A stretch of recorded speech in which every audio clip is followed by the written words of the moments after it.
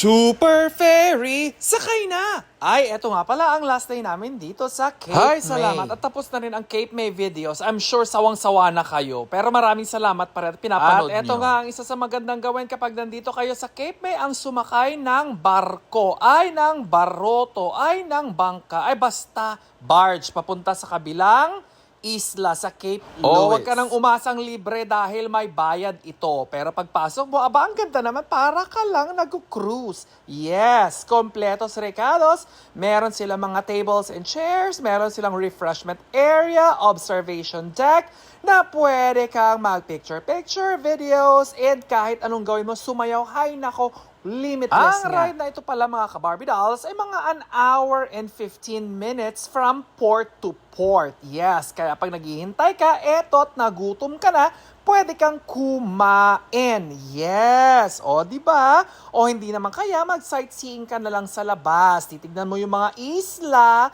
at minsan may makikita ka rin mga dolphins. Yes, totoo yun, promise. At dahil nga puyat ako, ay naku, wala akong ginawa kundi natulog lang. Kaya dito sa Cape Louis, naglakad-lakad lang kami at naghanap ng coffee shop. Napakaganda naman ng small little town na ito mga ka-Barbies. Ang ganda rin ng view, di ba? Nag-spend lang kami dito ng couple hours pagkatapos bumalik na rin kami at babalik pa kami sa Cape May at pauwi na kami. Yun lang.